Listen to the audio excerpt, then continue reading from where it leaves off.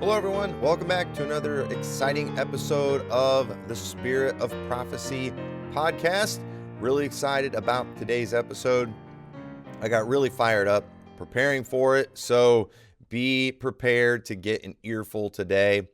And if you notice the title of this particular episode, I did not spell it wrong, but the title is The False Prophets or False Prophets, but Profits. And the reason I did that is because, unfortunately, one of the things that motivates a lot of people to talk about prophecy are profits.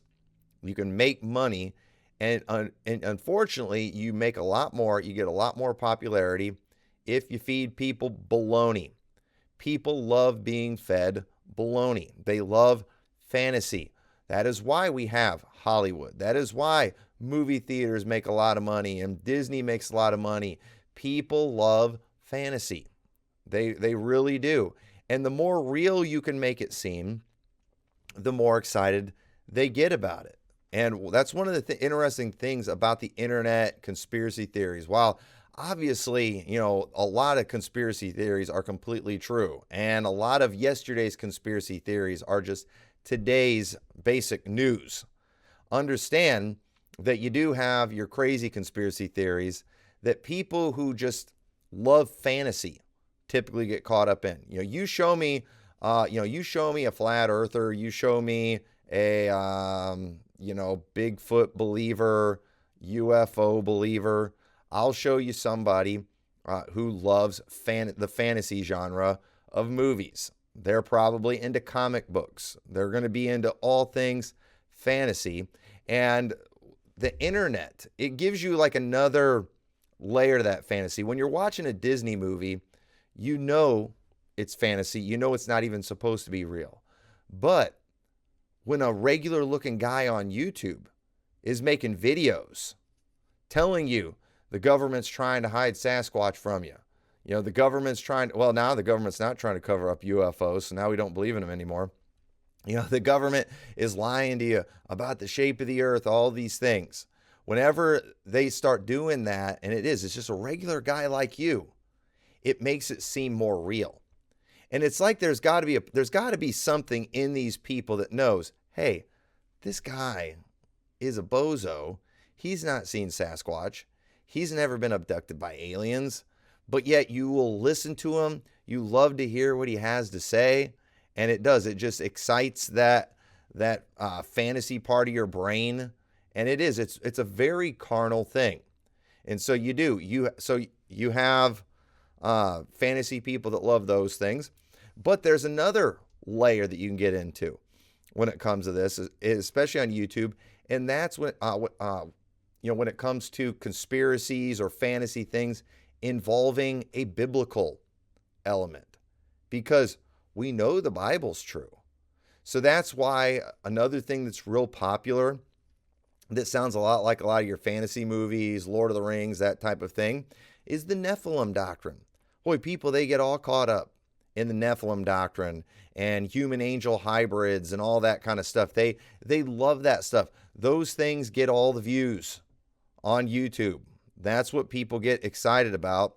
And so when you start talking about the rapture, when you start talking about things to come, it excites just that desire for fantasy in a lot of people. But if we actually were to handle the scriptures correctly, if we were to rightly divide, if we were to actually emphasize what the Bible actually emphasizes, you're not going to make any money on that. That's not what people are looking for. People are looking for fantasy. And there's people who have taken the scriptures and they've taken a very unbiblical approach to everything, and yet they've made a lot of money with it. And I'm going to show some examples here in a little bit. But before I do that, I do want to point out one thing, because I'm going to show you some scriptures here in a little bit to show, too, the results of bad teaching on eschatology. But before I do that, I want to point out something, and that is, if you go to the Spirit of Prophecy YouTube channel, you look at the videos and you sort by popularity. You want to know what one of the lowest ones is? It is the real purpose of prophecy. That is one of my most unpopular episodes that I've done so far. I told everyone this is probably the most important one. Yet, even though I told everybody it's probably the most important one, nobody wants to watch that one. Why? I'll tell you why. Because the whole point was godly living. Who cares what you supposedly know about timelines if you're just an ungodly individual? Who cares what your position on Bible prophecy is if you're a bad husband, if you're a bad church member, if you're a bad worker, if you have poor character? Who cares what your position is? And it is disgusting and revolting when I see, ungodly post-tribbers attacking godly pre-tribbers. I find that offensive and revolting, and you make the cause look bad. And but bad teaching, it does result to more ungodliness. So if you are claiming to be right and you're living ungodly, it's either the teaching's problem or you're somebody that's out there making the way of truth to be evil spoken of, and you should be kicked out of any church that you're in, and not be allowed to be around decent people. But I do want to I do want to show you some scriptures that I think are very important when it comes to this subject before I start calling out some false prophets. Okay, and this one will be a little more popular because I'm talking about false prophets, calling out some people. That always attracts the ungodly crowd too. They love watching anybody get called out. But don't worry, it's not going to be as dramatic as some of you will like. But I am going to show some people who are great examples of those who their bad teaching, I believe, has produced more ungodliness, and they have used the things of Bible prophecy simply as a way to make money. And these people should be marked and avoided. But 2 Peter 3:3 says, knowing this first, that there shall come in the last days scoffers, walking after their own lusts. Now, what's wrong with these people who are about to teach something very wrong? They are walking after their own lusts. Their interpretation of the scriptures, of things to come, is based off of their own lusts. And so for them in particular, it resulted in them, I believe, just living lascivious lifestyles. They didn't want to think about the coming of Christ. They didn't want to think about coming judgment, which is what he talks about in 2 Peter 3. But it says in saying, where is the promise of his coming? For since the fathers fell asleep, all things continue as they were from the beginning of the creation. So for these people who are living wicked, they don't want to think about Jesus Christ coming back. They don't want to think about coming judgment because their lusts desired to just be disobedient to the scriptures and to the commands of God. And so that affected their teaching to where they were even denying the coming of Christ. But again, what is prophecy supposed to get us to do? Okay? I don't care what you know.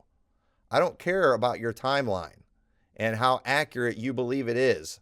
And you're out there just, condemning pre-tribbers every day because of their goofy timeline. When you're ungodly, Matthew 24:44 says, therefore be ye also ready.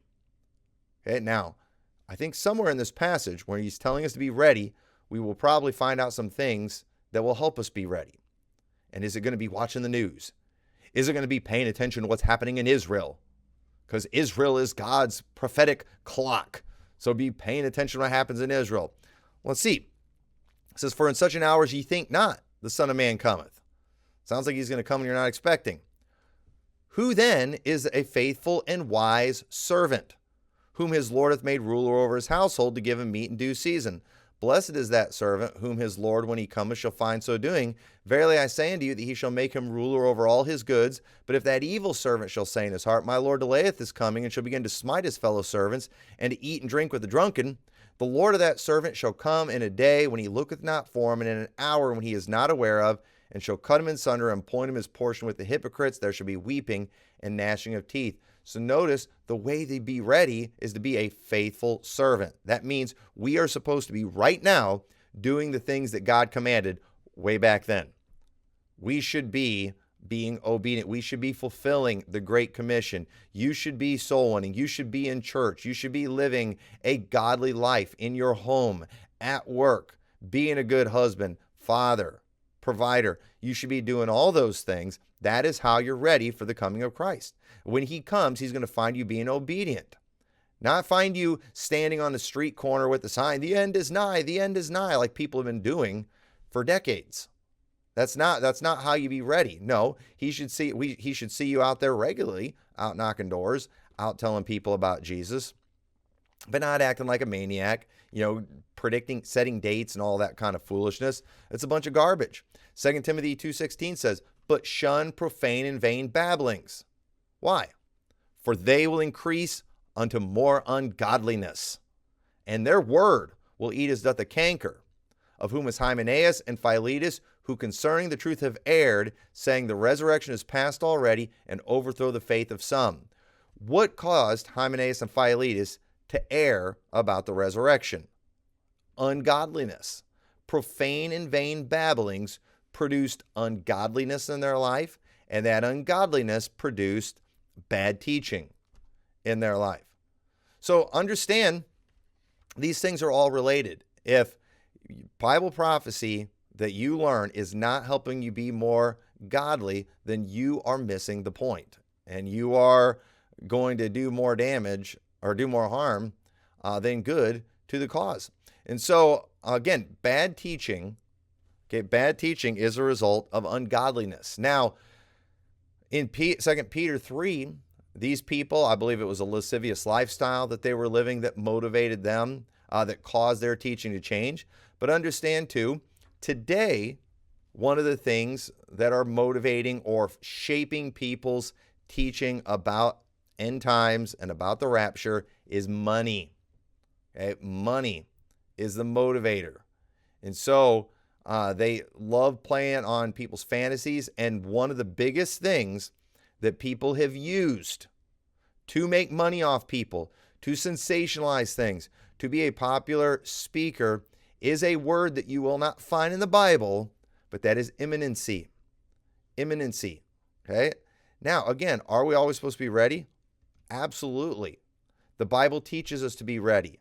The way we prepare ourselves is not by watching for the signs. The way we prepare ourselves is being a faithful and wise servant or steward every day. That's how we prepare ourselves. But there's this imminency teaching that's out there where people are always, again, looking at signs, meaning, look at this event in the news. Look at what happened over here in Israel. And they get people all hyped up. They get them all excited about what's to come, thinking the rapture is about to come at any moment, getting them on the edge of their seat. And folks, this is not helping the cause. It's causing scoffers. It's causing people to just give up on these things. Again, a lot of my generation is going into full preterism. Why?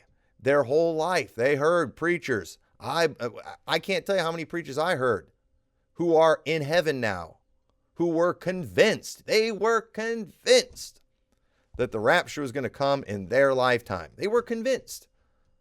Oh, well, what convinced you? The Bible. Okay, so was the Bible wrong or were you wrong? Obviously, they were wrong. But this is a real problem when we get these kind of things wrong. Now, let me show you an example of some of these things and somebody who has profited greatly off of end times teaching. And this guy is batting 0%. Okay, 0% in his predictions, and yet he has made more money than I will ever make in my lifetime. He probably made more money than I'll make in my lifetime just off this book, and that is our favorite John Hagee, The Coming for Blood Moon series. This was back in 2015. It's hard to believe it was that long ago. 2015. Here we are 8 years later, Hagee. Nothing happened. And notice this. Pastor Hagee is a world-renowned expert on Bible prophecy. How is he an expert when he's batting 0% in his predictions? The Four Blood Moons sermon series is something that speaks directly about end times prophecy and how it will affect the children of God. It is like nothing you have ever heard. No, it's exactly like everything we've been hearing for years. If you are wondering how long it will be until the Savior's return and what we can expect before his arrival, this is a perfect series for you. Listen to Pastor Hagee as he walks through the Bible and presents historical facts to outline futuristic details that will intrigue even the greatest skeptic. Learn the meaning behind the 4 blood moons. Hagee, you stink, man. You were wrong. Nothing happened. And listen, they don't want Baptists got caught up in that too. I saw Baptists were referring to the blood moons. They were convinced that they were a lot more careful than Hagee. Most Baptists had learned from the likes of Harold Camping and Edgar Wiesnant and all these people. They've learned from these people, so they were careful, but at the same time too, they were talking about it a lot. A lot of preachers were making references to the coming blood moons, as if these were some signs that show that the rapture is about to come. That was in 2015. It's 8 years later. Nothing happened. You know what? Every pastor that talked about blood moons, like, in a way, I talked about it making fun of it, because at that point, I had already come around on post-trib, and I knew this is not it. I'm like, nobody even ever talks about what the actual blood moon of the Bible is. It's the 6th seal, where the sun is turned to darkness and the moon into blood. And that nobody's bringing that fact up. Wait a minute. If you're saying these blood moons are related to the blood moon in the Bible, then you believe we're in the tribulation. You believe that the seals have already happened or have been happening. The blood moon is the 6th seal, but yet nobody made that connection somehow. You know why? Because at the end of the day, Hagee was selling a fantasy that people enjoyed greatly. This anticipation, it's about to happen. But the problem is that preaching, all it did is it made people more skeptical about the coming of Christ. What they should have been doing that whole time is focusing on helping people be more godly, but that is not what they did at all. And unfortunately, they probably helped overthrow the faith of some. I referred to this page the other day, but notice this is Rapture Ready. RaptureReady.com. This has been around for a long time, but look at this. Rapture Ready News. End times related events daily. So every day something's happening. Folks, this Rapture Ready site has been around for a long time. I mean, look at all these. I mean, just look at all. This is all stuff just for the last couple of months. I mean, look at all these things that are happening every day. Every day. I mean, August 16th, all these things are related to end times, prophecy, warring Palestinians are killing each other in refugee camps. Can I get a chapter and verse on that? Israeli archaeologists find most ancient gate discovered in the Holy Land. A 55-year-old gate was discovered. Can I get a chapter and verse on that? Maiden flight of Russia's Oriole spacecraft set for 2028. How is that related to end times? Can somebody please explain that to me? How are these things related to end times? They're not related to end times. But again, people are fascinated with this, and they want to think we're living in the Bible days. We're seeing these things unfold right now. And instead of focusing on just being obedient to the commands of God and living life today the way God wants us to live, they got us paying attention to Russian spacecraft, for crying out loud. And listen, if you're interested in Russian spacecraft, that's fine. But can we not connect that to end times events? Can we not act like this is related to what the Bible teaches? Come on, people. This Rapture Ready site is a joke. I have heard Baptists refer to it. They've shared articles about it. They act like it's this great source that helps teach a lot of things about the pre-tribulation rapture, about the Jews, and about imminency. Folks, that whole website is a joke. It's a scam. And y'all are falling for it. You know why? Because it appeals to your lust, your love of fantasy. And I know it sounds terrible talking about end times related to fantasy, but there's the end times that the scriptures teach, but there is the end times that theologians are teaching that appeals to the fantasy part of you. And you guys eat that stuff up. And the thought of, these things all happening after your lifetime, that's not appealing to you. That's not exciting to you. And so instead of just saying, you know what, Lord, what do you want me doing today? You know what you do? You go and you get fed this fantasy garbage from false prophets, from people who are wrong on so many levels. And understand, I'm mainly focusing on just unsaved heretics. Now the rapture ready guys, I have no idea what they believe about salvation. I have no idea. So I'm not judging their salvation. We know Hagee is a heretic. We absolutely know for a fact he's a heretic, and he's made a lot of money off of God's people. But here's my problem though, is when I see Baptists repeating his foolishness. Again, every Baptist that talked about the blood moons back in 2015, they ought to apologize to their churches. And if they're not going to do that, then, they ought to have the decency to resign. Because you need to admit, I got caught up in a bunch of fantasy foolishness. And again, for preachers especially, that, like I talked about before, that fantasy part of people's brains. You've got the Hollywood where what you're watching's fake, but you enjoy it anyway. It's entertaining. But you got the next level where it's the YouTuber, the regular guy like you that knows all these things the government's hiding. The world's really flat. I mean, look at the Sea of Galilee behind me, folks. Do you see it? Do you see a curve there? Looks pretty level to me. Huh? Yeah, but you love that stuff. You eat it up. And preachers eat up stuff about the rapture. And so it's like a part of you has to know, this isn't right. This is fantasy. This is foolishness. These guys don't know what they're talking about, yet you keep going back for more. You keep going back for more. And no matter how many times Harold Camping predicted the rapture and got it wrong, people kept going back for more. Why? Because he gave the people what they wanted, their own lust. Let's look at another example of a heretic who does this all the time and he gives himself an out, but you people eat it up, and he makes a lot of money off this stuff. And that is the Ruckmanite Robert Breaker. So look at this. Now, I don't even have all the years he did this. I'm just going to show you a few examples. But September 23rd, 2017, what is going to happen?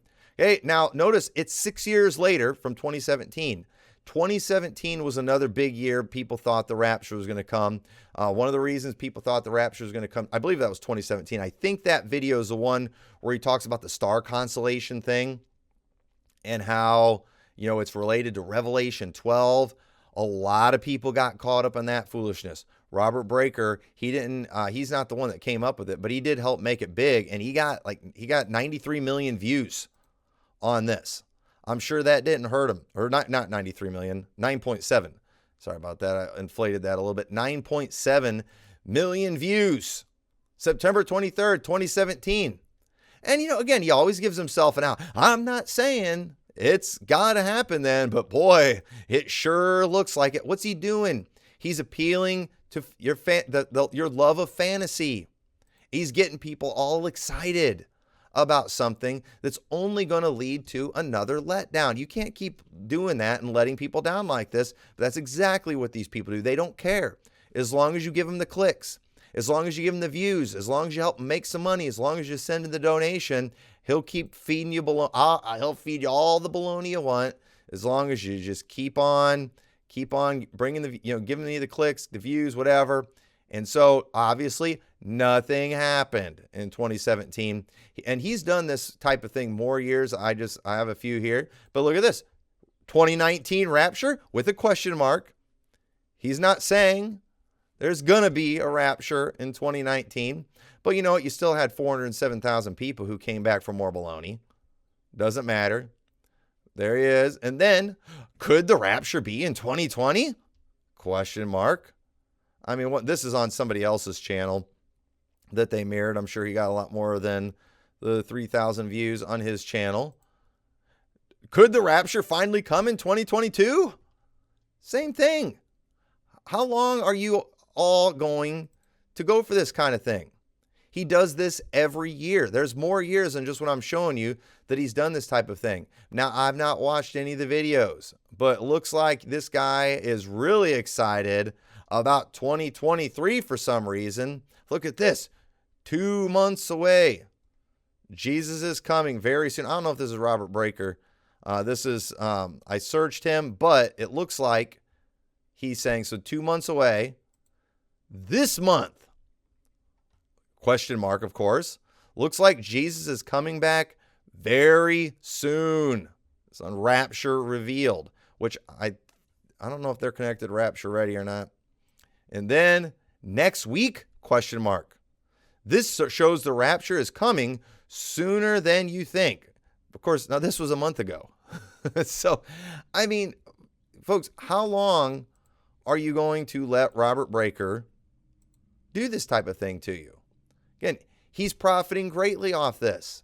The guy has no idea what he's talking about. He draws the exact same whiteboard timeline for everything. That's basically his version of Larkin's chart. He's just barfing and regurgitating Larkin talking points, Peter Ruckman talking points. You know what? Peter Ruckman also batted 0 in his prediction. 0%. We're not talking about people who got things right every now and then.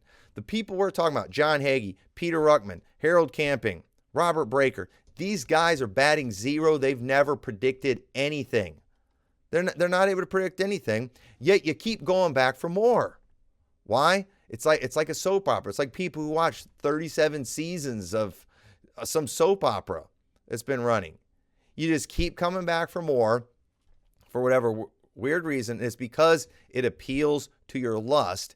And people like this that are giving people a false hope, people that are just leading people astray like this, they should be marked and avoided. Now, I want to show you a couple more passages in the scriptures that I think are important. You say, well, what if these guys predict something right? Okay, well, again, I definitely don't think we should follow people who are batting 0 in their predictions. Again, Breaker's, he's smart enough to always put a question mark on it. He's always putting a question mark on it.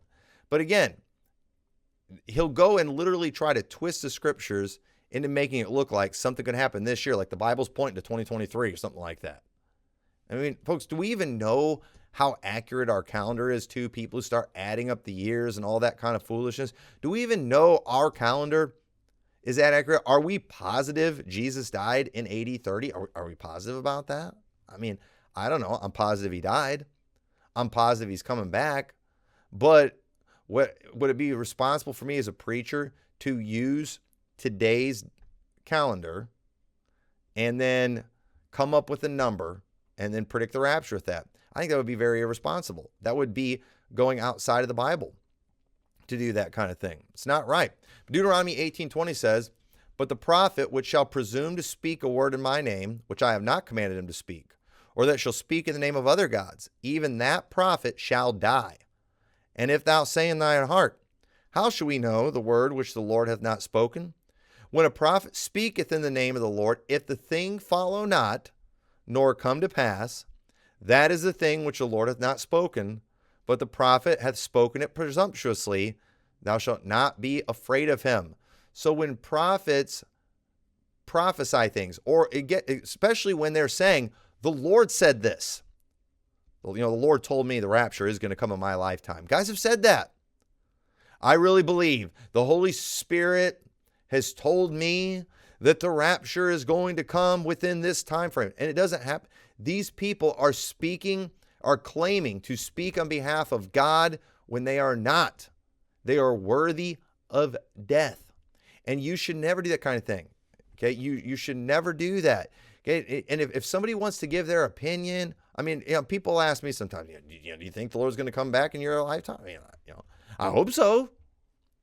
But if I'm going to give a reason for why I think that, I shouldn't make it, so much a Bible reason, because at the same time, I don't have the evidence that the rapture is imminent, that certain things have taken place. I don't know. I do know I'm supposed to be ready. I do know it's pointless to talk to somebody who's ungodly about signs of the rapture. They're missing the most important things. They need to get those things down first. But I don't want to get people all excited based on my words about something that might not happen until after I'm dead and gone, until after they're dead and gone. That's a terrible, terrible thing to do. And guys like Robert Breaker, guys like John Hagee, they are causing people to scoff at the idea of the coming of Christ. And Robert Breaker, he'll do it again. Rapture 2024, question mark. And his brain dead, inbred Ruckmanite followers are going to watch it. Oh, it could be happening. And some dude with a southern accent in his podunk collar church is going to be, I think, very likely the Lord could come back 2024. I mean, that's what happens if you rightly divide. If you rightly divide, they're going to repeat that junk and then just give people this false assurance that it will increase to more ungodliness. And so notice, I want to point this out too. I like to point this out because some people have looked at this before and thought it was like a contradiction. It's not a contradiction at all. But Deuteronomy 18 says the way we will know that somebody, whether they spoke in the name of God or not, is if the thing come to pass. Okay? So it says, when a prophet speaks in the name of the Lord, if the thing follow not, okay, then you know that he's not a prophet of God. But then in Deuteronomy 13, so what some people do is they'll go to Deuteronomy 18 and say, so if it does come to pass, then we know we can trust him and listen to him. Not necessarily. Not necessarily. If the thing come to pass, he still could be a false prophet. Okay? And that's why if Breaker ever does accidentally get something right, he's still a false prophet because he's not batting 100. Okay? He's still batting 0, but even if he moves his percentage up to 0.001, just understand he's still a false prophet. He said, but what about that thing he got right? Well, Deuteronomy 13:1 says, if there arise among you a prophet or a dreamer of dreams, and giveth thee a sign or a wonder, and the sign or the wonder come to pass, whereof he spake unto thee, saying, let us go after other gods, which thou hast not known, and let us serve them. Thou shalt not hearken unto the words of that prophet, or that dreamer of dreams, for the Lord your God proveth you to know whether ye love the Lord your God with all your heart and with all your soul. Ye shall walk after the Lord your God, and fear him, and keep his commandments, and obey his voice, and ye shall serve him, and cleave unto him.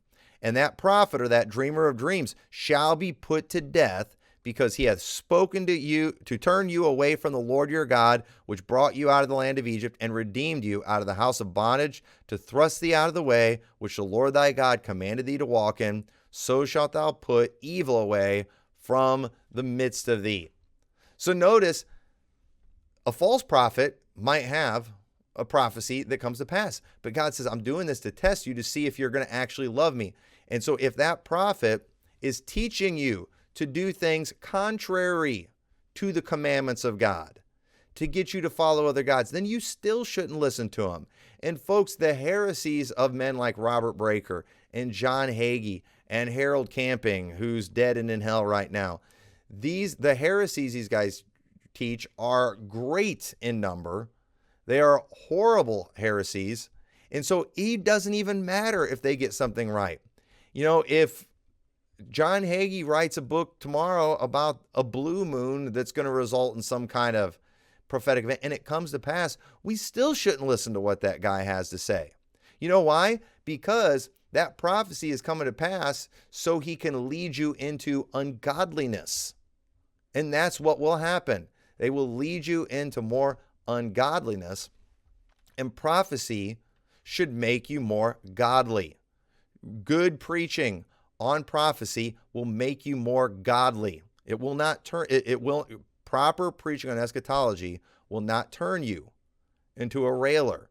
It will not turn you into a liar. It will not turn you into a bad husband. No, it will help you in all these areas because it will get you looking for the things that you're supposed to be looking for, and that is Jesus Christ, his return, the fact we're going to stand before him. We're going to be judged by him. We're going to receive reward. He's bringing his rewards with him. He's going to be doing all these things, and so that's going to motivate us to be more godly. And so whenever you hear preaching on prophecy, it shouldn't make you want to go home and watch the news. It shouldn't make you want to go home and see what's happening in Israel. No, it should make you want to go into the scriptures, into God's book, and to say, Lord, what do you want me to do today? Lord, how do you want me to live? Search me, O God, and know my heart. Try me and know my way. See if there be any wicked way in me, and lead me in the way everlasting. That's what good preaching on prophecy will cause you to do. It will cause you to be more godly. And you know what? I could be a lot more popular. I get a lot more clicks if I started just showing you stuff happening in the world. Like, this looks like end's about to happen. Look at the Euphrates drying up. I have a video on my other channel about the Euphrates drying up. Folks, any of these stories that people use to connect to Bible events, like the end is near, you can go do searches. Every year these stories are recycled, whether it be the red heifer, whether it be the Euphrates drying up, whether it be, plans to rebuild the temple, whether, Benjamin Netanyahu got a cold and that was a fulfillment of Bible prophecy. I mean, whatever it is, these things happen every year. I mean, folks, just the amount of stuff on this, the amount of news that we saw on that Rapture Ready site. I mean, good night. The Bible isn't big enough to record all these events. Okay, I don't know who's in charge of this website, but these people are clowns. Soros to end most EU operations and radical shift. When all crimes are those against the state. These things have nothing to do with Bible prophecy. But you see Israel. They're in the Bible. It's not even the same Israel, not even the same Israelis. There's warring Palestinians. Most of this stuff is meant to get you hating on Muslims. It is amazing how much pre-tribbers and pro-Israel people hate Muslims. It's embarrassing how much they do. Israel's voice of caution, navigating the new U.S.-Iran deal. And here's the thing, too, about nothing from these crowds ever make Israel look bad. Nothing. The most antichrist people on the planet, and these same people are supposed to be followers of Jesus. They never want to make these people look bad. Why is it? It all comes down to bad. It all comes down to ungodliness, and that ungodliness leads to bad teaching. You show me somebody who's teaching really bad in this stuff, I'm telling you, it's ungodliness, it's lust. And even pre-tribbers, I am convinced, and nobody can convince me otherwise, that the sin that is causing pre-tribbers to teach what they teach, it's a couple things. One, it's the fear of man. That's why. Okay, the pre-trib rapture teaching has been thoroughly debunked. But we do have IFB fellowships, clubs. It's not a denomination technically, but there's a lot of fellowships and things, and you're kicked out of the club if you're not pre-trib. And so it's fear of man. It's this desperate wanting of approval of man, and it's an insecurity. A lot of people are still into it because that's where the majority are at. And they are so insecure when it comes to this subject because they know so little. They've not studied it out. There's a preacher that I know who I've talked to about this very subject who has admitted that he doesn't really know much about this subject, yet I listen to him with great passion and with great authority get up in his church and preach a pre-trib message that was straight out of a book. And I knew the book. You know why? Because I have the book. I read the book. I know where the flaws are. And he was verbatim preaching straight out of that book. And you know why? You know why he was able to do that with great authority and confidence? Because of the fact that the guy whose book he was reading is well respected, and so he felt safe. He felt safe in associating himself with that man. And so that is, and I'm telling you, that's killing a lot of independent fundamental Baptist churches, is just this denomination mentality, this fear of man. And it's high time these guys go independent and actually let the Bible guide their teaching. It'll change a lot of things in their church for the better. But again, that is an example of ungodliness. A lot of these pre-tribbers, they're doing good in other places in their life, but that's one area where they have a major, major problem with the people who are about lasciviousness, giving into the lust of the flesh and fornications and things like that. Their teaching typically goes to Jesus isn't coming back. Teaching. That's where theirs typically goes, because they're scared of facing that judgment. And so again, it can go all different ways. There's a lot of different types of ungodliness, but ungodliness always leads to bad teaching. And so even if you're right on eschatology and you are still ungodly, okay, you're going to be off. You actually are off on the more important things. So you have bigger problems to worry about than what pre-tribbers do. And so you just need to get your heart and your life right and stop being, a railing, lying phony. And so hopefully this was a help to you. Watch out. Again, there are so many videos out there, doing these things on prophecy. I'm seeing them on my YouTube feed. The end is near. 60 trillion views, all and exaggerating a little bit, but there's all these videos showing these prophetic things, Bible being fulfilled before our eyes, 370 bazillion views. And it's just like, this has been going on forever. When are these people going to learn? I could put a video on that says rapture coming next month. And not only would it get a lot of views, but it would probably get those same idiots coming back for more even after next month when the rapture doesn't come. You know why? Because I fulfilled that desire for fantasy in their mind. And so you got to watch out for that, folks. This stuff does it. This weird eschatology teaching, it's in the same camp. It appeals to the same thing that drives, the flat earthers, the Nephilim crowd, UFO people, Bigfoot. And we don't need to get caught up in that kind of thing.